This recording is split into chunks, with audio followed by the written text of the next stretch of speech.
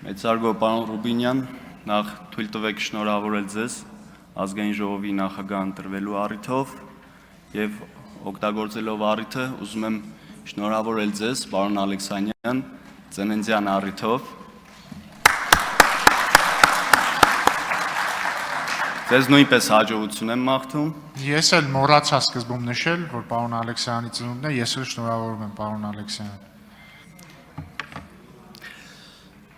Նախ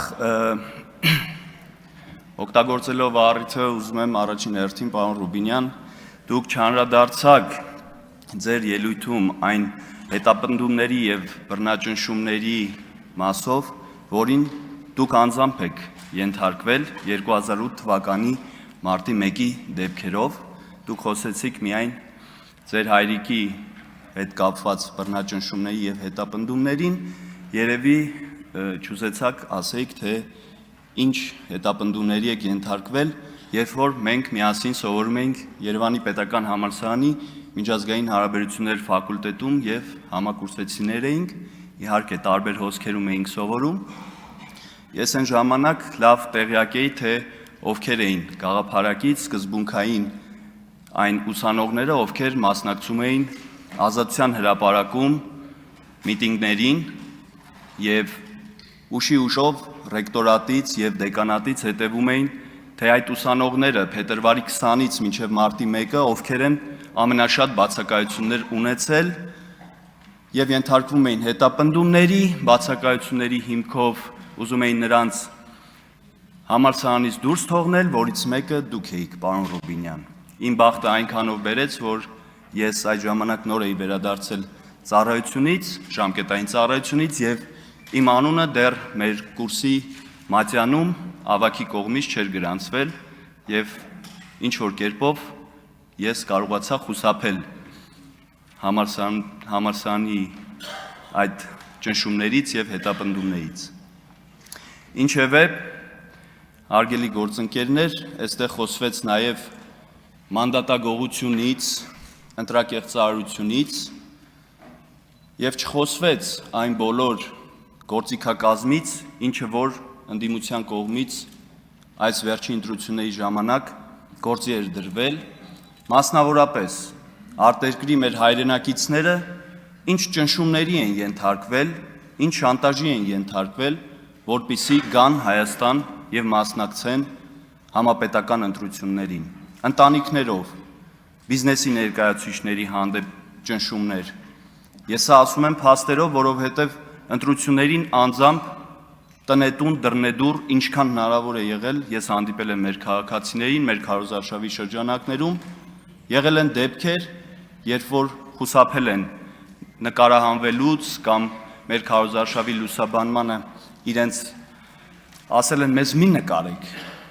բայց եկեք մենք ձեզ մի բան ունենք ասելու, մեզ ընտանիքով վատ դրության մեջ են դրել եւ ասել են, որ պետք է գնաք Ռուսաստանի Դաշնությունից պետք է գնաք Հայաստան մասնակցեք ընտրություններին։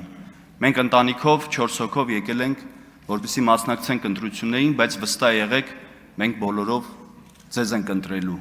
Այսինքն մեր քաղաքացիները ի պատիվ իրենց չեն տրվել այդ ճնշումներին եւ հիմնականում այն քաղաքացիները, ում կարողացել եք Հայաստան բերել ընտրությունների մասնակցելու, ես վստահ եմ, նրանց մեծամասնությունը իր ձայնը տվել է քաղաքացիական պայմանագրին եւ Նիկոլ Փաշինյանին։ Խոսվեց այստեղ, որ վարչապետի կողմից արված հայտարարությունը, թե եթե մենք սահմանադրական մեծամասնություն չունենանք, սեպտեմբերին պատերազմ կլինի։ Դա բոլորին է հայտնի, որ այդպես էր լինելու։ Իսկ որոշ ընդդիմադիր գործիչների կողմից այն նարատիվն էր տարածված, որ եթե օրինակ Գագիկ Ծառուկյանը կամ Բարգավաճ Հայաստանը չանցնի խորհրդարան, չընտրվի падգամավոր, Հիսուս Քրիստոսի արձանը չի կանգնեցվելու։ Սա ինչ է, եթե ոչ մեր քաղաքացիների հույզերի, զգացմունքների հետ խաղալու փորձ։ Եվ այս պատմությունը կա, եւ դա թարմ է։ Այնպես որ հարգելի գործընկերներ, եկեք ընտրություններ կեղծելու կամ մեր քաղաքացիների հույզերի հետ խաղալու մասին խոսելիս առաջին հերթին հետ նայեք, թե դուք ինչեր եք արել, դուք ինչպես եք վարվել եւ ոնց եք փորձել խաղալ մեր ընտրողների, մեր քաղաքացիների հույզերի եւ զգացմունքների հետ։ Տիկին Գրիգորյանը այստեղ չի, ես կուզեի, որ ներկա լիներ, երեք այստեղ անդրադառնալով ինչ-որ տենդերներից, մրցույթներից եւ շինարարություններից անդրադարձ կատարեց նաեւ ինձ, որին Տիկին Գրիգորյանը այս ամբիոնից խոսել էր նաեւ 2024 թվականի դեկտեմբերին, եթե չեմ սխալվում, եւ հարց հնչեցրեց պարոն Գարիկ Սարգսյան, քերին ոնց է։ Քերին լավ է։ Քերին միշտ է լավ եղել։ Քերին 90-ականներից սկսած հաջողակ բիզնեսմեն է եղել մեր մարզում եւ այսօր էլ շարունակում է լինել եւ դա գիտեն բոլորը մեր մարզում ապրող, որ քերի լավ լինելը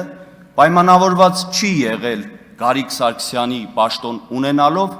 եւ հետայսու նույնպես պայմանավորված չի լինելու, եթե Գարիկ Սարգսյանը պաշտոն երբևէ չունենա։ Ես ուզում եմ մի քանի թվային փաստեր բերել, նախ թույլ տվեք ասել, որ քերի տենդերներին մասնակցելը այդտեղ որևէ շահերի բախում չկա։ Այլապես կոռուպցիայի կանխարգելման հանձնաժողովը կանրադառնար հետքի այդ հոդվածին եւ հակակոռուպցիոն կոմիտեն որոշակի գործողություններ կձեռնարկեր իմ քերու վեդի համայնքում մասնակցած եւ հաղթած տենդերներին։ Թվային տվյալները հետեւյալն են։ Այդ ընկերության մասնակցության դեպքում վեդի համայնքը եւ Հայաստանի Հանրապետությունը խնայել է 103 միլիոն դրամ, այսինքն այնքան են տենդերին մասնակից ընկերությունը իջել գնումների սահմանված գործընթացի միջոցով, որ մեր համայնքը եւ Հայաստանի Հանրապետությունը խնայել է 103 միլիոն դրամ։ Թվային մեկ այլ տվյալ ձեզ ներկայացնեմ 2022, 23, 24 թվականի այն ժամանակահատվածում, որի մասին խոսել է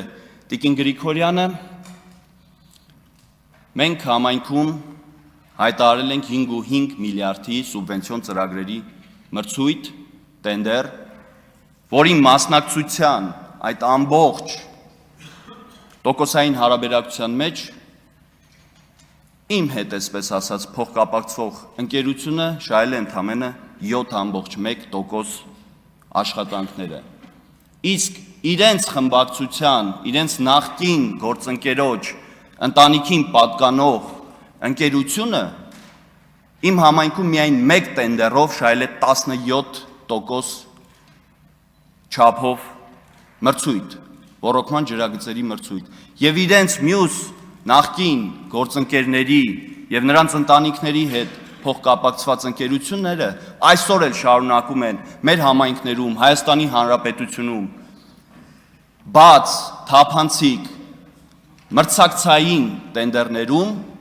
հաղթել եւ աշխատանքներ իրականացնել։ Միայն թե մնում է որակով եւ ժամանակին իրականացնեն մեր մանկապարտեզների եւ դպրոցների շինարարությունները, որպեսզի մեր երեխաները մեկ տարի ուշացումով չգնան, չհաճախեն նախակրթական ուսումնական հաստատություններ եւ դպրոցներ։ Դրանից թող խոսեն։ Տիկին Գրիգորյանին ես հարց ունեմ։ Ասեցի, որ քերին լավ է, իսկ ձեր ամուսինը ոնց է։ Հիմա եթե հարցը հասել է այդտեղ, ես հարցեր ունեմ։ Դա ճիշտ է, Տիկին Գրիգորյան, որ ձեր ամուսինը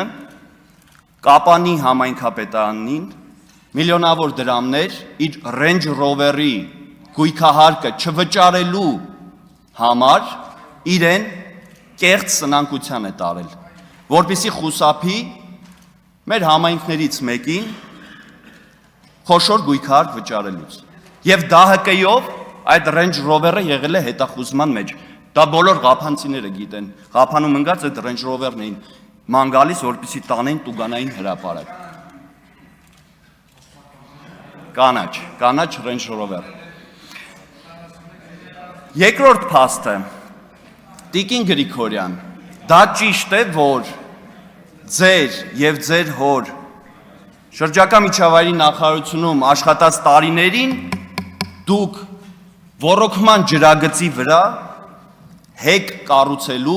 թույլտվություն եք ստացել եւ գրեթե պատրաստ է եղել դա շահագործելու, բայց եկել է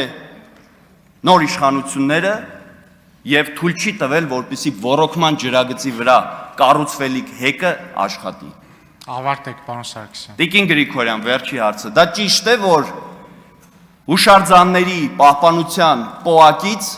կոպեկներով ամսական 25,000 դրամով խոշոր գույք եք վարձակալել եւ դարձրել եք սքոց սրահ։